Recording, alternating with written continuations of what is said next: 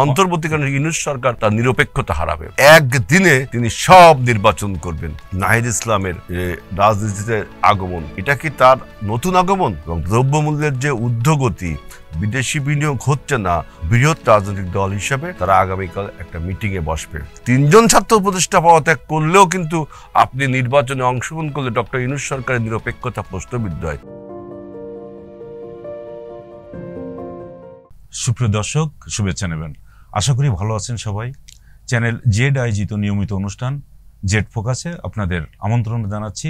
আমি আমিরুল ইসলাম কাগুজি। আজকে আমরা যে সমসাময়িক বিষয় নিয়ে আলোচনা করব, সেই আলোচনায় আমাদের সঙ্গে অতিথি হিসাবে আছেন বিএনপির তথ্য বিষয়ক সম্পাদক এবং সাবেক ছাত্রদল সভাপতি জনাব আজিজুল বারী হেলাল। হেলাল, আপনাকে স্বাগত। আপনাকে ধন্যবাদ। আপনি জানেন, বেশ কিছুদিন ধরে একটি কথা মোটামুটি মাঠে আছে, সেটা হচ্ছে যে একটি ছাত্ররা নতুন রাজনৈতিক দল করতে যাচ্ছে। তো এই দেশে আমরা বিগত দিনের ইতিহাস যদি দেখি, সবসময় দ্বিদলীয় রাজনীতি আমাদের এখানে খুব বেশি প্রচলিত ছিল। সেই ৭১ পরবর্তী আমরা যদি দেখি, তখন শুধুমাত্র যে দলটি স্বাধীনতা উত্তর সরকার পরিচালনা করেছিল, আওয়ামী লীগ, তো সেই সময় মুসলিম লীগ আর ছিল না, আওয়ামী লীগ ক্ষমতায় ছিল। এবং সেই আওয়ামী লীগের পাল্টা হিসাবে আরেকটি রাজনৈতিক দলের উত্থান আমরা তখন দেখেছি, সেটা হচ্ছে জাসদ, জাতীয় সমাজতান্ত্রিক দল। কিন্তু কিছুদিনের মধ্যে তাদের যে কর্মকাণ্ড ছিল, সেই কর্মকাণ্ড এমন একটি পর্যায়ে চলে গেল যেটা তাদের অনেকটা হঠকারী সিদ্ধান্তের কারণে তারাও থিতিয়ে পড়ল। আর এর মধ্য দিয়েই আওয়ামী লীগ তখন সব রাজনৈতিক দল একেবারে নিষিদ্ধ করে দিয়ে একদলীয় রাজনৈতিক দল তারা কায়েম করলো। এবং সেই দলের ভিত্তি হলো বাকশাল। সেই বাকশালের যখন জন্ম হলো, সেই বাকশালের মধ্য দিয়েই তাদের বেশি দিন হয়নি, হয়তো এই 8 মাসের মধ্যেই সেই দলটির সরকার যারা ছিলেন তাদের পতন ঘটে গেল। তো এর পরবর্তীতে কিন্তু আবার আমরা দেখলাম, যখন একটি পট পরিবর্তনের পরে আরেকটি রাজনৈতিক দলের উত্থান ঘটলো, বিএনপি। সেই বিএনপি আসার পরে আমরা দেখলাম যে বিএনপি এবং আওয়ামী লীগ দুটি দল রাজনীতির মধ্য দিয়ে তারা মাঠে সক্রিয় ছিল। কিন্তু পরবর্তীতে এসে যখন এরশাদ আবার ক্ষমতায় আসার পরে একটি রাজনৈতিক দল তারা গঠন করলো, যেটাকে বলা হয়ে থাকে কিংস পার্টি। এখন বর্তমান যে নতুন ছাত্ররা একটি নতুন রাজনৈতিক দল গঠন করতে যাচ্ছে, তাদের এক গ্রুপ বাইরে আছে, আর এক গ্রুপ সরকারে আছে। তারা এখন বাংলাদেশের মানুষকে কি ধরনের রাজনীতি উপহার দিতে পারবে বলে আপনার ধারণা? আপনি একজন সাবেক ছাত্র রাজনীতি করে আসা, দীর্ঘদিন ধরে মাঠের রাজনীতি করে আসা মানুষ, আপনার অভিজ্ঞতা থেকে কি মনে হয় এদের কাছ থেকে বাংলাদেশের মানুষ কি ধরনের রাজনীতি আশা করে এখন? ধন্যবাদ কাগজি ভাই। আপনি আমার বক্তব্য প্লট বা ক্যানভাসটা অনেক বড় করে দিয়েছেন। এই জন্য আমি প্রথমেই যে নতুন রাজনৈতিক দল, ছাত্ররা বলতে বৈষম্য বিরোধী ছাত্ররা। আপনি যদি শুধু ছাত্র বলেন, তাহলে বাংলাদেশে ছাত্র রাজনীতিতে এর এরিয়া অনেক বড়। জাতীয়তাবাদী ছাত্র দলের ছাত্র রাজনীতিবিদরা রয়েছে, শিবিরের রয়েছে, ছাত্র ইউনিয়নের রয়েছে, যে নিষিদ্ধ ঘোষিত ছাত্রলীগ তাদের ছাত্ররা রয়েছে, কমিউনিস্ট পার্টি, বামপন্থী ছাত্র সংগঠন, অনেক ছাত্র সংগঠন রয়েছে। আপনি বলেন যে বৈষম্য বিরোধী ছাত্ররা, এই বৈষম্য বিরোধী নামটাও কিন্তু তারা যে ব্যবহার করছে, এটা আমরা আন্দোলনের একটি পর্যায়ে সকল ছাত্র সংগঠন বৈষম্য বিরোধী ব্যানারটা দিয়েছিলাম কৌশল অবলম্বন করে। এখন সেই নামটা তারা ব্যবহার করছে, নো প্রবলেম। কিন্তু জুলাই বিপ্লবের পরবর্তী এই সংগঠনের আরো বলা হচ্ছে যে এই যে রাজনৈতিক দলটি আপনার বাংলাদেশের রাজনীতিতে আবির্ভূত হতে যাচ্ছে, তাদের যে প্রসব বেদনার চিৎকার চারিদিকে শোনা যাচ্ছে, আমরা এই নতুন দলকে, আমাদের দল বিএনপি সুস্বাগতম, তাদের স্বাগত জানায় এই রাজনৈতিক দলকে। এখন এই রাজনৈতিক দলকে স্বাগত জানাই, কিন্তু এই প্রেক্ষাপটে এই রাজনৈতিক দলের আবির্ভাবের পেছনে যে গল্প, সেটা আমি পরে বলছি। আপনি যেহেতু একটু পেছনের দিকে টানছেন, দেখেন এই রাজনৈতিক দলকে বলা হচ্ছে যে তরুণ নির্ভর রাজনৈতিক দল, এটা সত্য কথা, তরুণের একটা রাজনৈতিক দল, যেহেতু এদের মাথার উপরে দাঁড়াচ্ছে যে নাহিদ ইসলাম, খুবই একেবারে স্বাগত জানাই। একটা কথা দেখেন যে আওয়ামী মুসলিম লীগ যেটা, সেই মুসলিম লীগ থেকে যখন আওয়ামী মুসলিম লীগের তরুণ নেতারা বের হয়ে এসে কিন্তু আওয়ামী লীগ করেছিল, তাই না? তার মানে ক্ষমতার থেকে বিচ্ছিন্ন হয়ে আওয়ামী লীগ করেছিল। আবার ৭২ সালের পরে দেখবেন যে আওয়ামী লীগ থেকে তরুণরা বিচ্ছিন্ন হয়ে, অর্থাৎ ক্ষমতার থেকে বিচ্ছিন্ন হয়ে জাসদ করলো। কিন্তু এবারের ২৪-এর গণ অভ্যুত্থানের বিপরীতটা যেটা দেখলাম, যে এরা ক্ষমতায় থেকে, ক্ষমতার সাথে বিচ্ছিন্ন না হয়নি, এখনো ক্ষমতার থেকে একটা রাজনৈতিক দল গঠন করছে। এখন প্রশ্ন আসে যে কিংস পার্টি লোকে বলা বলি করছে। আপনি কিছুক্ষণ আগে এরশাদের দলকে বলেছেন কিংস পার্টি। আমি আমার রাজনৈতিক বিশ্লেষণ দিয়ে এরশাদের দলকে কিংস পার্টি বলতে রাজি নই, কারণ এরশাদ নিজেই রাজনৈতিক দল ঘোষণা করেছে, রাজনৈতিক কর্মসূচি ঘোষণা করেছেন, জনগণের কেউ মানছে কেউ মানেনি, সে পরে স্বৈরাচার হয়ে উঠেছে। কিন্তু এইখানের এটাকে আপনি কিংস পার্টি বলতে পারেন এই কারণে যে রাজার অনুগ্রহে, রাজার আশীর্বাদে যেই দল গঠন হয় তাকে সাধারণত কিংস পার্টি বলা হয়। যেহেতু এখানে রাজা হলো ডক্টর ইউনূস সরকার, ইউনূস সরকার যদি নিজে দল গঠন করতো তাহলে কি আমি কিংস পার্টি বলতাম না। ইউনূস সরকার নিজে রাজনৈতিক দল গঠন করে রাজনৈতিক কর্মসূচি প্রণয়ন করলে জনগণ সেটা মানলো কি মানলো না সেইটা সাথে এটা জনগণের বিষয় হতো। ঠিক একইভাবে এখানে দেখা যাচ্ছে ইউনূস সরকারের ছত্র ছায়ায়, যেমন ফখরুদ্দিন মইনুদ্দিনের ছত্র ছায়ায় প্রোগ্রেসিভ ডেমোক্রেটিক পার্টি, ওইটাকে মানুষ কিংস পার্টি বলেছেন। আবার ইউনূস সরকারের ছত্র ছায়ায়, এবং এখানে ছত্র ছায়ায় না, ইউনূস সরকার একজন উপদেষ্টা নিজেই দল গঠন, তখন সেটাকে মানুষ কিংস পার্টি করছে। অর্থাৎ এটাকে আমরা রাজনৈতিক দল বিএনপি এটার সমালোচনা করছে না, কারণ জনগণের উপরে ছেড়ে দিচ্ছে, জনগণ কিভাবে নেবে। এখন বক্তব্য হলো যে এই রাজনৈতিক দলটি বাংলাদেশে রাজনীতিতে তরুণদের আকর্ষণ করুক, আমাদের রাজনীতিতে আরও অনেক কন্ট্রিবিউশন রাখুক, এটা আমরা চাই। কিন্তু এই রাজনৈতিক দলটি যখন নির্বাচনে, আসন্ন যে নির্বাচনটা খুবই গুরুত্বপূর্ণ বাংলাদেশের সার্বভৌমত্ব, গণতন্ত্র এবং উন্নয়নের জন্য, এবং আমাদের যে ১৭ বছরব্যাপী যে গণ অভ্যুত্থান তার চেতনা বাস্তবায়নের জন্য এই নির্বাচনটা খুবই গুরুত্বপূর্ণ। এই নির্বাচনে যখন এই দলটি অংশগ্রহণ করবে তখন কিন্তু তত্ত্বাবধায়ক নির্বাচনকালীন যে সরকার, অন্তর্বর্তীকালীন ইউনূস সরকার, তার নিরপেক্ষতা হারাবে। ইউনূস সরকারের ক্যারেক্টার হলো নিরপেক্ষ সরকার। সে যখন তার ছত্রছায়ায় কোনো রাজনৈতিক দল গঠন হচ্ছে সেটাকে আমরা সুস্বাগতম এবং জানাচ্ছি। কিন্তু ওই দল যখন নির্বাচনে অংশগ্রহণ করবে তখন নির্বাচনের যারা পরিচালনা করবে, অর্থাৎ অন্তর্বর্তীকাল, সে প্রশ্নবিদ্ধ হবে। কারণ সে পদত্যাগ করলেই যে আপনি আপনার সরকার থেকে বিচ্ছিন্ন হলো তা না, কারণ সরকারের সাথে তার নেক্সাসটা রয়েই গেছে। তার যে মন্ত্রণালয়, তার যে সারাউন্ডিংস, যে সম্পৃক্ততা সরকারের সাথে ছিল, এবং আরও দুইজন ছাত্র উপদেষ্টা রয়েছে। ৩ জন ছাত্র উপদেষ্টা পদত্যাগ করলেও কিন্তু আপনি নির্বাচনে অংশগ্রহণ করলে ডক্টর ইউনূস সরকারের নিরপেক্ষতা প্রশ্নবিদ্ধ হয়। টোটাল উপদেষ্টা পরিষদে আপনার একটা নেক্সাস সম্পর্ক রয়েছে, একটা রিলেশন রয়েছে, প্রশাসনের বিভিন্ন জায়গায় রিলেশন রয়েছে, আমরা পত্র পত্রিকায় দেখেছি।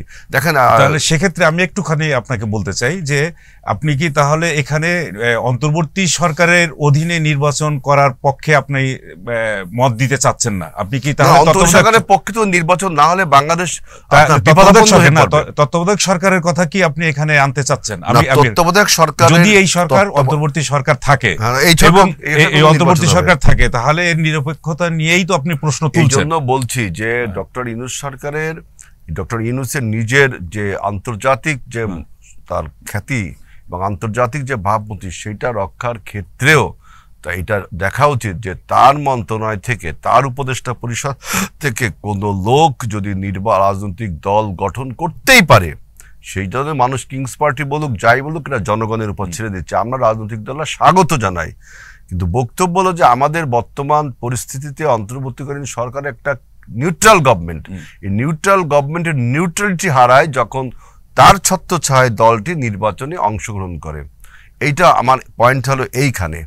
দেখেন যে এখন একটা ন্যারেটিভ তৈরি হয়েছে যে স্থানীয় সরকার নির্বাচন আগে নাকি না জাতীয় সরকার নির্বাচন আগে।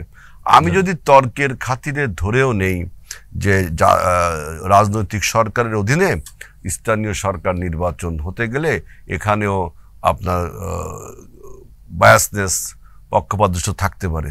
এখন বর্তমান স্থানীয় সরকার মন্ত্রণালয় এটা কার আন্ডারে? কারণ আমরা জানি স্থানীয় সরকার পরিষদ নির্বাচন করার দায়িত্ব হলো স্থানীয় সরকার মন্ত্রণালয়ের, আর তত্ত্বাবধায়ক সরকারের বা অন্তর্বর্তীকালীন সরকারের এই দায়িত্ব না। সে দায়িত্বের অতিরিক্ত এই কাজটা করতে যাচ্ছে। তারপরে তর্কের খাতিরে ধরে নিই যে ঠিক আছে, আপনি দায়িত্বের অতিরিক্ত যে কাজ স্থানীয় সরকার মন্ত্রণালয় নির্বাচনটা করবেন, সেটাও তো আপনার নিরপেক্ষতা হারাচ্ছে। কারণ স্থানীয় সরকার মন্ত্রণালয়ের একজন উপদেষ্টা হলো এই যে নতুন যে দল হচ্ছে তারই একজন স্থানীয় সরকারের স্থানীয় সরকার নির্বাচনের কথাটা কিন্তু এখনো পর্যন্ত যতদূর আমরা দেখছি সেটা হচ্ছে জামাত ইসলামের পক্ষ থেকেই কিন্তু এই দাবিটা বেশি উঠছে, আর অন্য অন্য কোনো সংগঠন কিন্তু রাজনৈতিক দল কিন্তু সজীব ভুঁইয়াও গতকালকে বলেছে যে স্থানীয় সরকার পরিষদের কিছু নির্বাচন করা দরকার। তারা উপদেষ্টা পরিষদের অনেকে বলছেন, আবার নির্বাচন আপনার কমিশন যে সংস্কার কমিশন তারাও একটা প্রস্তাব দিয়েছে যে তারা তো প্রস্তাব দিয়েছে একটা হাস্যকর, একদিনে তিনি সব নির্বাচন করবেন। এদের তারা তো আমার কাছে মনে হচ্ছে যে এক জায়গায় কিন্তু দাঁড়ায় থাকছে না। গতদিনকে কিন্তু আবার চিফ ইলেকশন কমিশনার তিনি আবার বলেছেন যে আমরা ডিসেম্বরের মধ্যে জাতীয় নির্বাচন করার ক্ষেত্রে সম্পূর্ণরূপে প্রস্তুত, এবং জাতীয় নির্বাচনের আগে তারা স্থানীয় নির্বাচন করার পক্ষে এখনো পর্যন্ত মত দেয়নি। কিন্তু কয়েকটা রাজনৈতিক দল এই দাবিটা তুলছে। আবার আপনার রাজনৈতিক দল বলতে আমি তো জামাত ইসলামের বলছে, বৈষম্য বিরোধী যে নতুন অঙ্গ সংগঠন এরাও বলছে, প্রপারলি বলছে না। কিন্তু ডক্টর ইউনূস সরকারের একজন প্রেস সচিব সে বলছে যে 26 সালের জুন মাসে নির্বাচন হবে। ডক্টর ইউনূস বলল 25 সালের ডিসেম্বরে, এবং সেনাপ্রধানও কিন্তু ডিসেম্বরের মধ্যে বলেছে। হ্যাঁ, 25 সালের জুলাই মাসে হবে এটা বলল আপনার ডক্টর ইউনূস। 3টা ডেট পেয়ে গেলাম অলরেডি। অতএব ডক্টর ইউনূস সরকার নির্বাচনের যে স্কেডিউল বা একটা ফিক্সড ডেট, সেই ডেটটা কোন স্কেডিউলে হবে এবং একটা রোড ম্যাপ তা তো দিলেনই না, বরঞ্চ ইউনূস সরকারের মেয়াদ কতদিন। প্রত্যেকটা সরকারের একটা মেয়াদ থাকে, যে দেখেন নির্বাচিত সরকার 5 বছর থাকবে। আপনার গত ফখরুদ্দিন মঈনুদ্দিন অভিশপ্ত সরকার, সে বলে কয়ে 2 বছর, ওটা অভিশপ্ত সরকার। ওই সরকারের জন্যই তো আজকে বাংলাদেশের দুরবস্থা। সেও 2 বছর বলেছিল, কিন্তু বর্তমান ইউনূস সরকার সময় তার রাজনৈতিক মেয়াদ মানে ক্ষমতার মেয়াদ কতদিন তা বলছে না। আমি একটা টক শোতে জিজ্ঞেস করেছিলাম একজন নির্বাচন আমাদের এই সংস্কার কমিশনের সদস্যকে, তার সাথে তার মেয়াদ কতদিন। বলছেন নির্বাচন হয়ে গেলে মেয়াদ শেষ। আমি বললাম এটা তো অঙ্ক কষে বলছেন, নির্বাচন হয়ে গেলে মেয়াদ শেষ। ইয়াহিয়া খান তো নির্বাচন হয়ে গেলে তো মেয়াদ শেষ করেছিল না, আমাদের 71 সালে ছিল না। 70 সালে নির্বাচন হয়ে গেলে কি ইয়াহিয়া খান ক্ষমতা ছেড়েছিল? সুতরাং প্রত্যেকটা সরকার তার নির্বাচনের মেয়াদ, তার সময়ের মেয়াদটা বলে, নির্বাচিত সরকার বলে 5 বছর থাকবে সংবিধান অনুযায়ী। এই সরকার কিন্তু এটা এখনো ধোঁয়াশা রাখছে। তারপরে যেটা আপনি বললেন যে নতুন রাজনৈতিক দল নাহিদ ইসলামের রাজনীতিতে আগমন, এটা কি তার নতুন আগমন না? সে তো আগেই রাজনীতি করতো, তাই না? আগে ছাত্র রাজনীতির মধ্যে এখন তিনি ক্ষমতার আসীন হয়ে, ক্ষমতা প্রাপ্ত হয়ে একটা রাজনীতিতে উপদেশ থেকে পরিষদ থেকে পদত্যাগ করে রাজনীতিতে আসলেন। এখন রাজনীতি আসলেন, আমি বললাম যে ইউনূস সরকার তার নিউট্রালিটি হারালো, যেহেতু ওই দল আবার ক্ষমতায় আসবে। আবার দেখেন ইউনূস সরকারের একজন আপনার প্রেস সচিব শফিকুল আলম বলছে যে সে আগামী দিনের প্রধানমন্ত্রী। তার ফেসবুক স্ট্যাটাসে লিখছে এটা শফিকুল ইসলাম। এখন তাহলে বোঝেন ডক্টর ইউনূসের একজন প্রেস সচিব যদি এই কথা বলে, তাহলে ওই সরকারের আর নিউট্রালিটি থাকে? তা এই সরকার যদি তার নিরপেক্ষতা হারায়, বাংলাদেশের ভবিষ্যৎটা কি হবে এটা কি একবার বোঝে? সুতরাং অপরিপক্ক লোক দ্বারা doctor Yunus Sarkar is surrounded.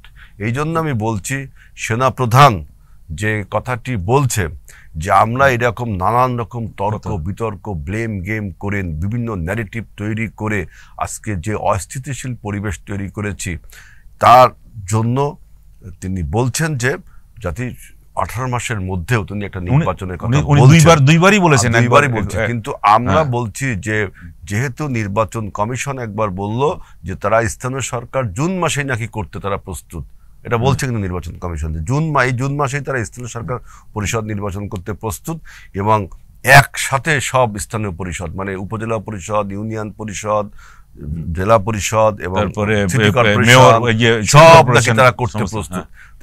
এটা তো আমরা জাতীয় নির্বাচন তো বিগ টাস্ক, একটা 5,000 হাজার ইউনিয়ন রয়েছে, শত শত পৌরসভা, শত শত উপজেলা, সিটি কর্পোরেশন, জেলা, এত নির্বাচন একসাথে আবার একদিনে করার একটা প্রস্তাব দিয়েছে। হাস্যকর, একদিনে করার একটা প্রস্তাব দিয়েছে এবং সেটা নাকি জুন মাসে করতে প্রস্তুত। এত বিগ টাস্ক আপনি করতে পারেন, আর জাতীয় নির্বাচন 300টা আসলে সেটা আপনি করতে পারছেন না।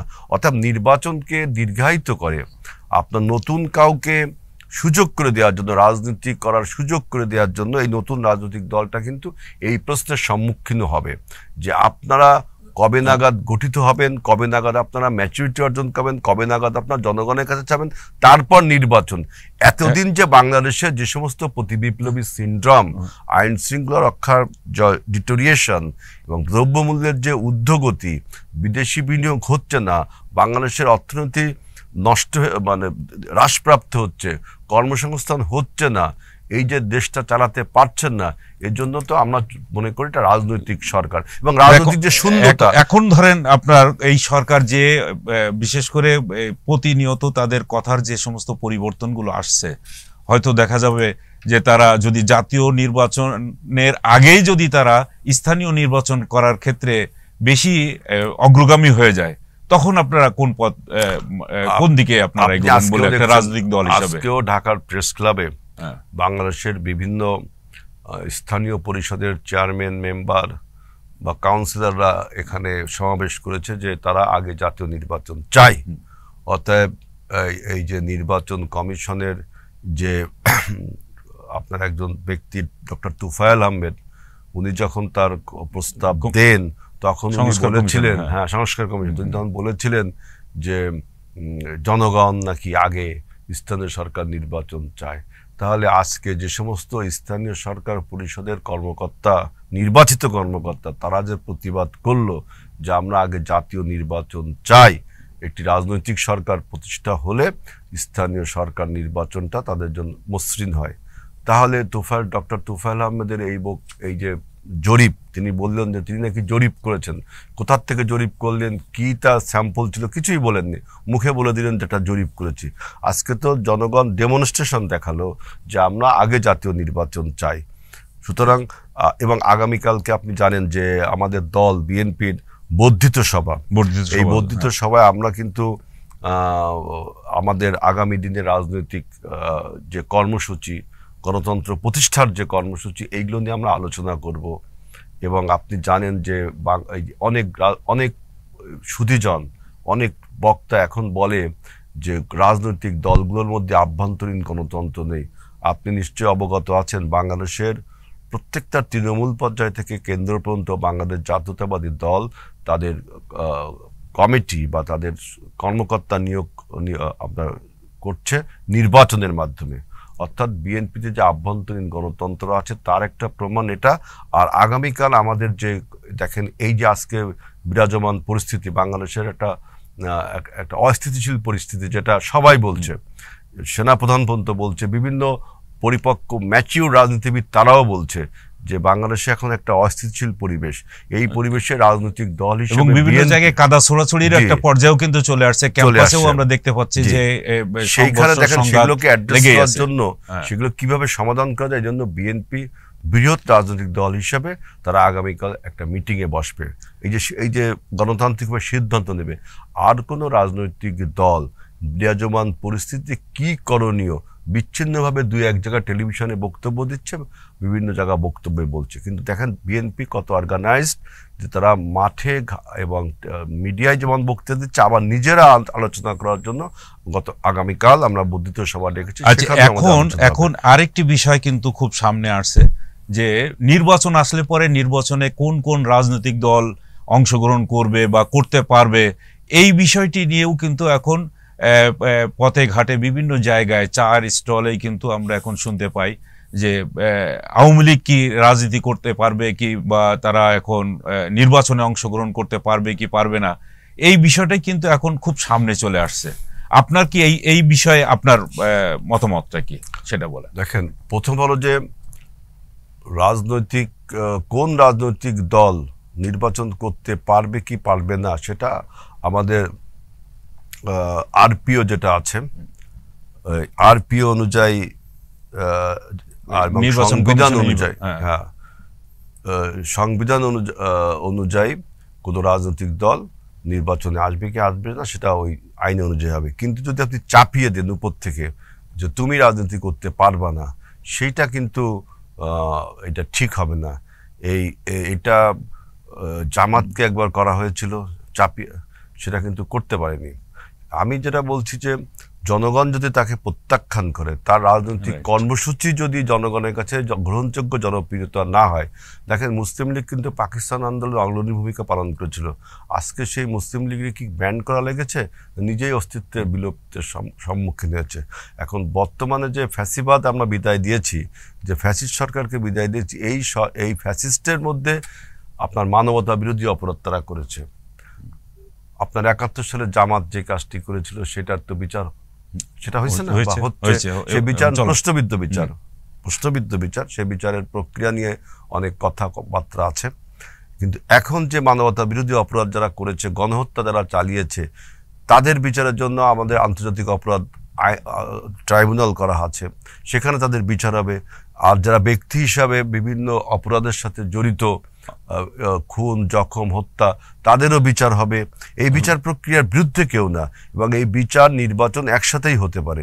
এখন আরেকটি বক্তব্য ইম্পর্টেন্ট, যেটা যে আওয়ামী লীগ দল হিসেবে তাকেও বিচার করা করতে হবে। কারণ আওয়ামী লীগ দল সে নিজেই রাজনৈতিক দল হিসেবে যে মানবতা বিরোধী অপরাধ করেছে, এই জন্য আওয়ামী লীগ দল হিসেবে তাকে বিচারে আপনি তার নাম পরিবর্তন করতে পারেন, আওয়ামী লীগ নামে রাজনীতি করতে পারবেন না, যেমন আচ্ছা হতে পারে আপনার যেহেতু মানবতা এরা একেবারে যে অন্যায় অপরাধটা করেছে এটা আন্তর্জাতিক মানবতা বিরোধী একটা অপরাধ। এখন দেখেন, এবং সরকারও সেই একই অপরাধ করেছে। এই সব আলোচনা হওয়ার প্রকৃত স্থান কোনটা? সংসদ। আমরা আজকে যে আলোচনা করতেছি টক শোতে, মাঠে, জনপরিসরে, পাবলিক স্ফেয়ারে এবং এই ভার্চুয়াল মাধ্যমে, এইগুলো তো বিচ্ছিন্ন আলোচনা, বিশেষজ্ঞ আলোচনা, কিন্তু বিচ্ছিন্ন, কোনো আইনগত ভিত্তি নেই। আপনি যদি সংসদে আলোচনা করে একটা এগ্রিমেন্টে পৌঁছান, তাহলে সেটা হবে আমাদের কার্যকরী কাজ। এখন সংসদকে আপনারা দূরে ঠেলে বাইরে বসে যত আলোচনা করেন, ডক্টর ইউনূস সরকার কিন্তু বলেছে যে রাজনৈতিক দলগুলো যদি আমার এই সংস্কার প্রস্তাব না মানে, তাহলে আমি নির্বাচনে যাব। তাহলে বোঝেন, তাহলে আপনি যদি নির্বাচনে চলেই যাবেন, তাহলে সংস্কার করার জন্য এই পণ্ডশ্রম কেন? রাজনৈতিক দলগুলো কোথায় কি মানবে কি মানবে না তা আগেই বলেছি। আমরা ৬২ দফা সংস্কার প্রস্তাব দিয়েছি একবার, আমাদের রাষ্ট্র মেরামতের ৩১ দফা আছে। এখন ওনারা বলছে যে সব ওয়েবসাইটে দিয়ে দিবে। তা আমাদের যে ৬২ দফা সংস্কার প্রস্তাব, এই যে এই নির্বাচন to hold a peaceful and fair election, সেটা আপনি দেন না কেন? আমাদের ওই যে আপনার ৬২ দফা, তারপরে আমাদের ৩১ দফা যে রাষ্ট্র মেরামতের, আমরা যেটা আফটার দ্য ইলেকশন বা বিফোর দ্য ইলেকশন আমরা কিভাবে রাষ্ট্র চালাবো, রাষ্ট্রের গতি, সেটা দেন না কেন? অতএব আমি বলছি যে বাংলাদেশে আজকে যে তর্ক বিতর্ক তোলা হচ্ছে, যেভাবে বিভিন্ন রকম অস্থিরতা তৈরি করা হচ্ছে, সংসদে যেটা করা উচিত সেটা না করে বাইরে করা হচ্ছে, এর পেছনের যে শক্তি, তাদের কি ইন্টারেস্ট, তারা কি এই গণ অভ্যুত্থানের ফলে কি পেতে চায়? আমরা তো গণ অভ্যুত্থানের ফলে একটি পিসফুল গভর্নমেন্ট পেতে চাই। তারা কেন এই গণ অভ্যুত্থানের পরে নির্বাচন হবে? এটাই স্বাভাবিক। আপনাদের বিপ্লবী সরকার হবে, অবশ্যই নির্বাচন হতে হবে। ধন্যবাদ আজিজুল বারী হেলাল। যেহেতু একটি সফল গণ অভ্যুত্থান হয়েছে জুলাই বিপ্লবের মধ্য দিয়ে, এবং একটি জনগণের মানে আশা আকাঙ্ক্ষার প্রতীক হিসাবে অন্তর্বর্তী সরকার এখন এই সরকার পরিচালনা করছেন, এবং তাদের সামনে সবচেয়ে বড় দায়িত্ব হচ্ছে জাতীয় নির্বাচন দেওয়া, এবং যে নির্বাচনের মধ্য দিয়ে একটি সার্বভৌম সংসদ গঠিত হবে, এবং সেই সংসদেই সমস্ত বিষয় নিয়ে চুলচেরা বিশ্লেষণ হবে এবং যার একটি আইনগত ভিত্তি প্রতিষ্ঠিত হবে এবং সেই প্রতিষ্ঠা লাভ করুক, এই আকাঙ্ক্ষা নিয়েই আমাদের আজকের আলোচনা এখানেই শেষ করছি। আমাদের পরবর্তী যে আলোচনা আসবে সেই আলোচনায় চ্যানেল জেডের সঙ্গে থাকার জন্যে আপনাদের আমন্ত্রণ জানাচ্ছি। আজকে এখানেই শেষ করছি। সবাইকে আন্তরিক শুভেচ্ছা, ধন্যবাদ সবাইকে।